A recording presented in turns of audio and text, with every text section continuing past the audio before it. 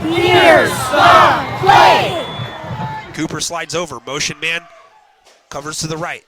Speed option, B, into the end zone! The Panthers are gonna host the Aberdeen Bobcats coming up on Saturday at Washougal High School.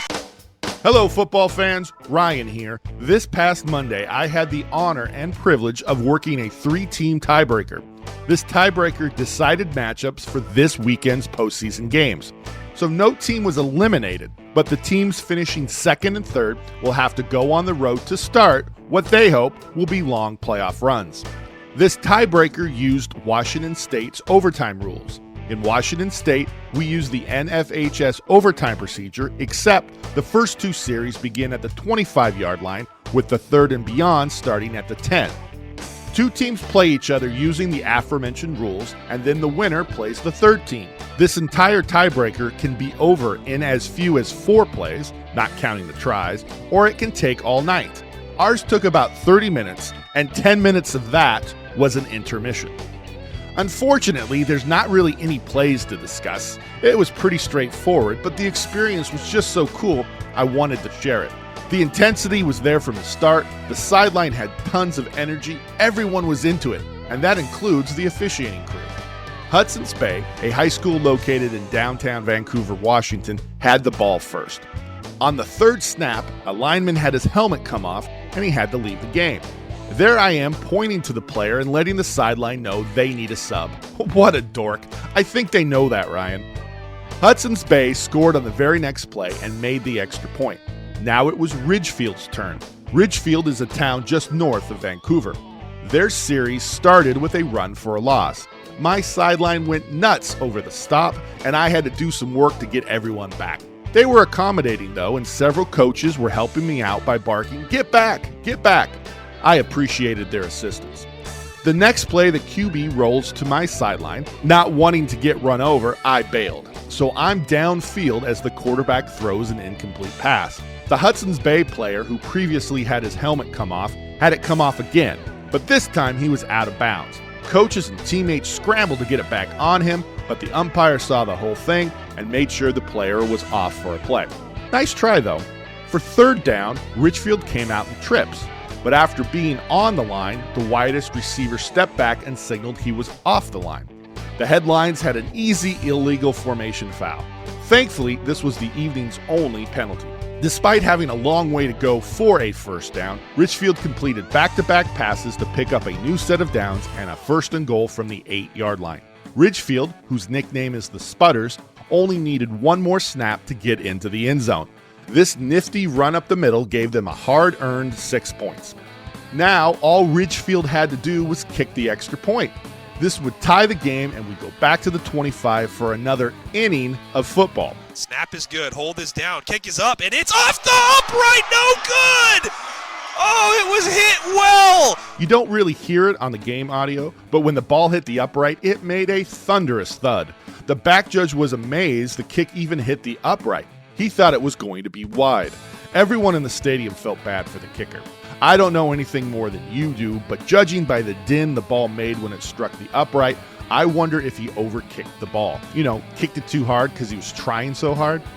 Okay, 1 contest down, 1 to go. Hudson's Bay survived and advanced to play Washougal, a town 2 towns east of Vancouver. Washougal won the toss and elected to go on defense. It took Hudson's Bay just 4 plays to score a touchdown, and their extra point split the uprights. Now it was Washougal's turn to go on offense. On first down, their quarterback called his own number. His ability to run the ball is one of his team's major strengths. For the second play, he dropped back and threw a 24-yard touchdown pass over the middle. And B, back to pass, loading up, going deep, down the middle, catch is made! Touchdown, Panthers! Well, like I said, you gotta locate Evers, and there he is. It's a 24-yard strike from B to Evers.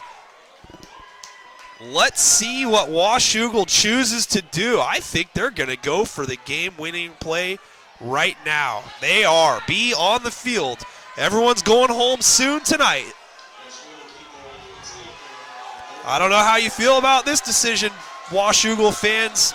Offense made it look easy there, and now we've got a timeout. That's me hustling, for a lack of a better term, onto the field to call Hudson's Bay's one timeout for the inning. The coach wasn't quite sure he had a timeout, but he did, and his request was granted. Washougal was going for 2. This is very exciting because regardless of what happened, this would be the last play of the tiebreaker. If Hudson's Bay stopped him, they'd win. If Washougal scored, they'd win. And of course you know what happened because it was the play that started this video. Washougal's quarterback ran it in for the victory. I did not realize until watching the video afterwards the QB spiked the ball, but since the game was over, it didn't really matter. I know there's not really anything to break down from this tiebreaker, but I wanted to share my experience. I thought it was a quintessential high school football moment and just a wonderful time for everyone involved. Well, maybe not that kicker. Hang in there, buddy. It'll get better. Footnote, there was only one person connected with the facility who had keys to let us into the officials' room located in the stadium under the stands. That person was nowhere to be found at the end of the tiebreaker, so we had to wait about 10 minutes for him to return and unlock the officials' room. When we finally finished changing back into our street clothes, all the lights were off and there wasn't a soul around. It was a bit eerie, and all of us remarked that we've never left the stadium when it was completely dark. Makes sense though, this was a neutral site and all the teams had to get on the bus to get home, so there was no point in lingering around. Have you ever worked a tiebreaker like this before? If you have worked one, did you enjoy it? What do you think of this tiebreaker? Do you think it was exciting, or do you think they should have just drawn the teams' names out of a hat and be done with it? Please put your answers in the comments section below. Thanks for watching, and if you got something out of this video, and we hope you did, please like and subscribe. If you're already a high school football official, have a great postseason. If you're not a high school football official, now is the perfect time to become one. Contact the Evergreen Football Officials Association and we'll help you make it happen. Until next time, we're the EFOA, making good officials better.